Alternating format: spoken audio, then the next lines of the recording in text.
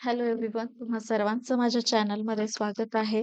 तर आज सकाळी जेव्हा मी फोन ऑन केला, तेव्हा मला एका कस्टमरचा मेसेज मिळाला आणि त्यामध्ये अ, असं होतं की त्यांना आज संध्याकाळपर्यंत लोगो बनवून हवा होता आणि एका होममेड केकची ही ब्रँड आहे. तर सकाळीच मी तो लोगो बनवलेला आहे. तो लोगो मी तुमच्याशी शेअर करते. मला कमेंटमध्ये सांगा की तुम्हाला कसा वाटला आणि हा लोगो मी कसा बनवला, हे मी तुम्हाला आता दाखवणार आहे. तर सर्वात आधी लोगो बनवताना आपण काही गोष्टी लक्षात घ्याव्या लागतात. तर आपल्याला कस्टमरची रिक्वायरमेंट आणि एलिमेंट्स आपण कोणकोणते यूज करू शकतो, जे की बिझनेसशी रिलेटेड आहेत. तर या सर्व गोष्टी मी आधी नोट डाउन करून घेते आणि मग त्यानंतर लोगो बनवते. तर या लोगोमध्ये मी जे काही एलिमेंट्स यूज केलेले आहेत, ते तुम्हाला मी दाखवते. तर मी सर्वात आधी एक सर्कल घेतला.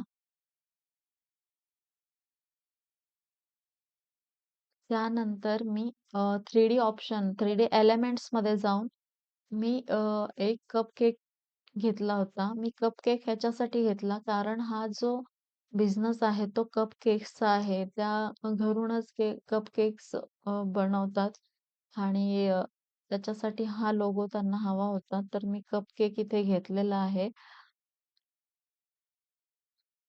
त्यानंतर मी एक हँडचे जे हात आहेत, तो एलिमेंट मला इथे मिळाला, तर तो मला छान वाटला म्हणून मी तोही ॲड केलेला आहे.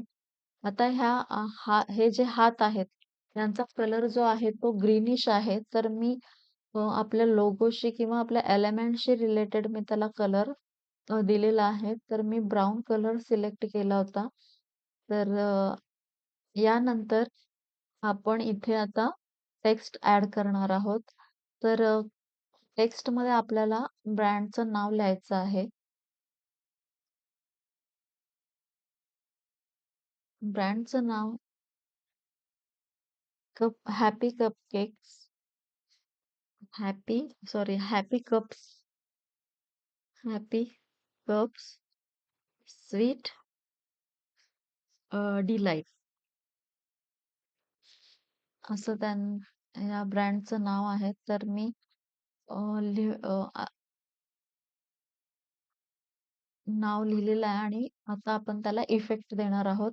जेव्हा आपण इफेक्टवर क्लिक करणार, तेव्हा इथे शेप जो खाली ऑप्शन आहे, त्याच्यामध्ये एक नन आणि कर्व शेप आहे. तर आपण या फॉन्टना किंवा या टेक्स्टला आपण कर्व शेप देणार आहोत. तर मी याला कर्व शेप दिलेला आहे आणि त्याला मी ॲट द टॉप सेट केलेलं आहे. आता हे जे फॉन्ट आहेत ते खूपच जवळ आहेत, जे लेटर्स आहेत, तर त्याला मी थोडंसं स्पेसिंग देणार आहे.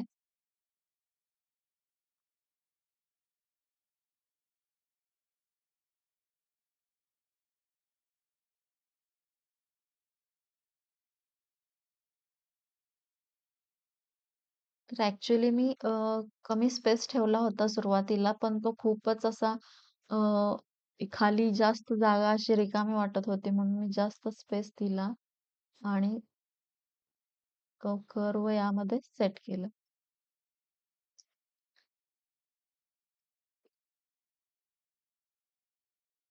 आणि जो कपकेक आहे तो 3D एलिमेंट असल्यामुळे आपण त्याला अ, कशाही पोझिशनमध्ये आपण त्याला सेट करू शकतो.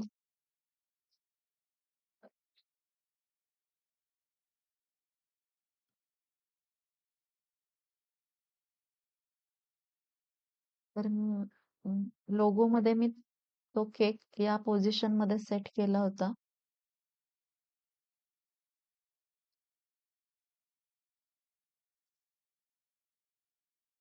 अशा पद्धतीने आपला लोगो बनून रेडी आहे. तर तुम्हाला कसा वाटला मला कमेंटमध्ये सांगा आणि व्हिडिओ आवडला असेल तर लाईक करा. चॅनलला नक्की सबस्क्राईब करा. भेटूया नेक्स्ट व्हिडिओमध्ये.